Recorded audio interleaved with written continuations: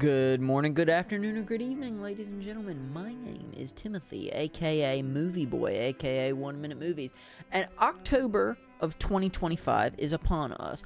However, due to some delays and due to some factors outside of my control, I was not able to upload this video, aka the What I Watched in September video, actually in September or on October 1st like I was planning to. But here it is. Grab a snack because we're going to be going over every single movie that I saw in the month of September 2025. I'm first going to run through a complete list of every single movie I saw this month. If you want to pause to see my more detailed thoughts of a movie, like my TCAS score, which TCAS, for those of you who are new here, stands for Technique, Cinematography, Audio, and Story. It's basically the cinema score of a movie, and then my just pure entertainment ratings along with my overall ratings. You can pause. I'll basically have my Letterboxd review along with my TCAS rating, entertainment, and overall ratings over on the side so that y'all can see that if you would so like to. But without further ado, let's get into the list of what I saw this month. So this is in order from the start of September to the end of September. I watched Freaky Tales, Thunderbolts, *, Eeny Meeny, The Founder, Twisters, Despicable Me, A Heist with Markiplier, Inside Out 2, Baby Driver, The Long Walk, Black Bag, Batman: Assault on Arkham, Chef, Nosferatu, Inception, Him, Conclave, Son of Batman, Buried, The Beekeeper, a short film called Disarmed, another short film called Got Your Nose, The Monkey, One Battle After Another, A Working Man, Conclave, again, Memento, and One Battle After Another, again. So what were my top 5 favorites from the month and least favorites of the month? We're going to go least favorites first. Honorable mention for least favorites is Son of Batman. All of the characters in this movie were annoying. Every single one of them, Batman included. And once again, this movie was just too short to care about any of the characters. It felt like an extended TV episode, which I get that it's animated. I get that it can't be a super intricate story every time, but it feels like every single one of these animated Batman movies is just half thought out and then kind of pumped out as quickly as possible, which, to be honest, like, get that bag, studios. I'm not, I'm not for the occasional cash grab, or I'm not against the occasional crash. I'm going to stop talking. You get my point. Another dishonorable mention is the 2010 movie Buried. I can't get over the ending. I'm not going to go into spoilers for the ending, but the movie itself is, like, pretty good and makes use of the single location, very few characters in the movie. It's done very well until the ending. I can't get over the ending. The ending still stinking annoys me. It annoys the heck out of me. Don't watch Buried. Just go watch a YouTube explained video of it. But it wasn't good. I didn't like it. So finally getting into the actual list. Number 5 on the list, I've got Nosferatu. I didn't really feel anything watching this. Like, I wasn't scared despite the fact that it's a horror movie. I wasn't really pulled into the time period despite the fact that it's kind of a period piece. And I don't know, it was just kind of bland and boring to me, and I didn't feel drawn into it.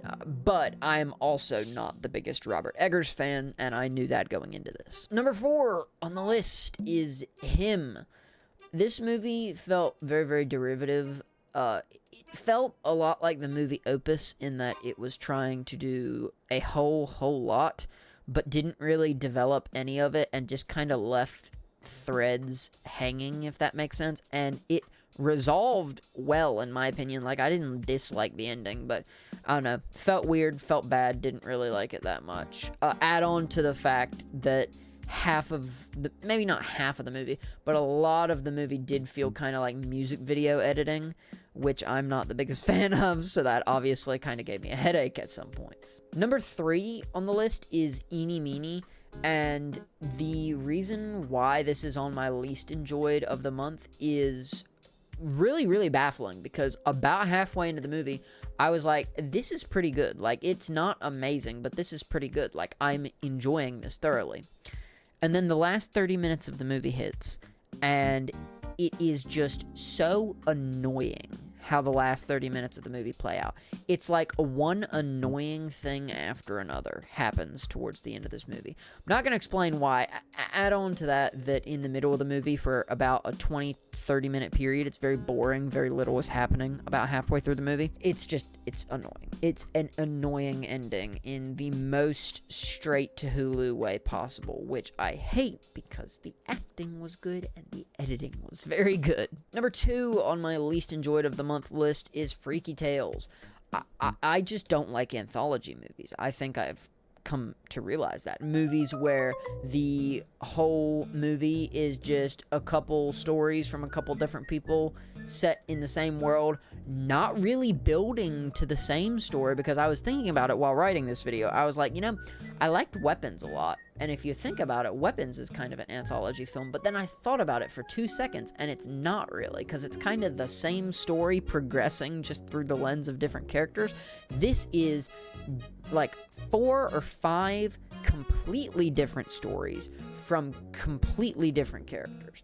I didn't like it that much, and I don't think I will like anthology movies pretty much ever, unfortunately. And then number 1 on my list, my least favorite movie I saw this month was Batman Assault on Arkham, and it is simply...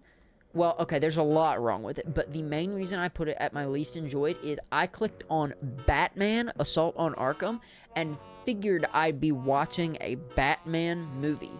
This movie is basically Suicide Squad 2016, but worse somehow. It was not good. It was not fun. Batman was probably actually only in 15 or 20 minutes of the hour and 20 minute runtime. It was really, really frustrating, and it was really bad, and I didn't like it at all. Okay, let's get positive in here, all right? Let's talk about my favorites from the month. Honorable mention for my favorites is The Long Walk.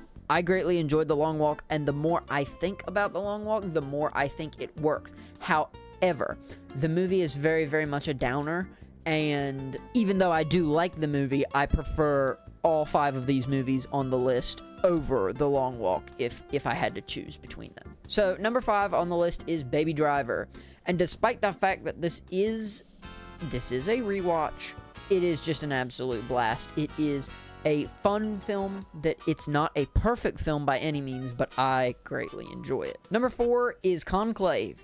I saw this for the first time this month and then immediately turned around and showed it to my parents like a week later, and they also loved it as much as me, which I feel like is a sign of quality if I enjoyed it and my parents also happened to enjoy it. And I really love the ending, especially on a rewatch. The ending really, really hits. And there are just a lot of impactful moments in this movie. I like it a lot, if you can't tell. Number 3 is The Founder, and this is a perfect example of how you do a cautionary tale right. You initially start off with some sympathy for the character, then you slowly turn them into a monster, and then by the end, they are a monster.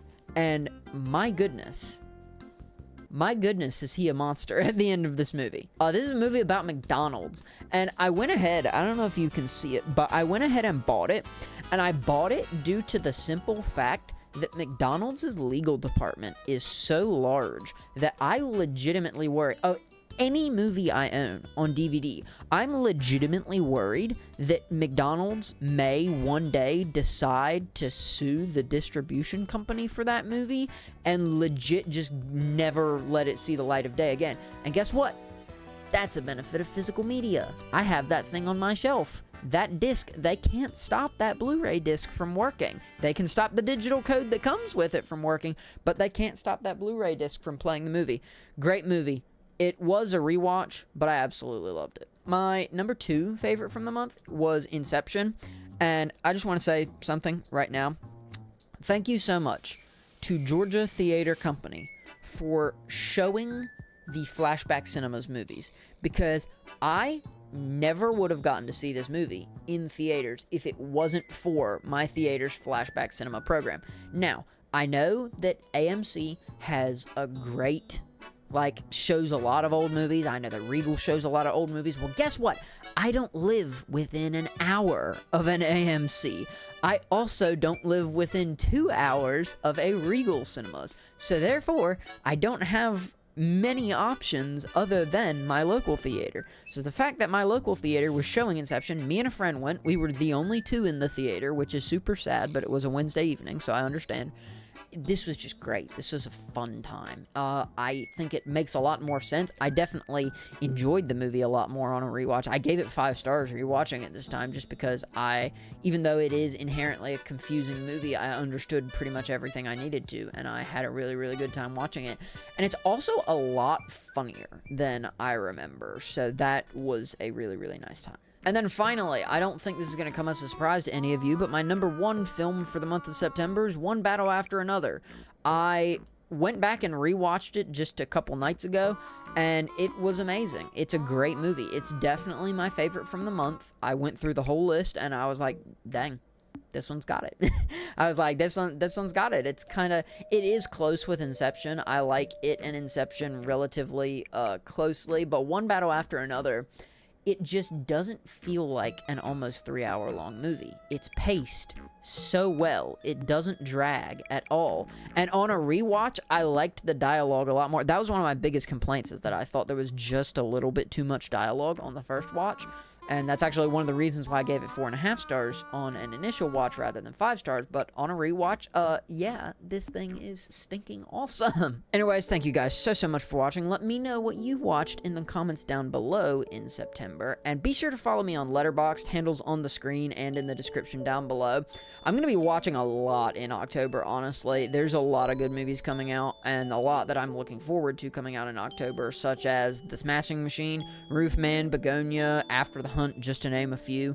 Obviously, I probably won't like all of those, but you never know. It might be the month that I hand out the most 5 stars ever. You really never know with movies. And that's the cool thing about movies that I really, really enjoy. So thank you all so much for watching.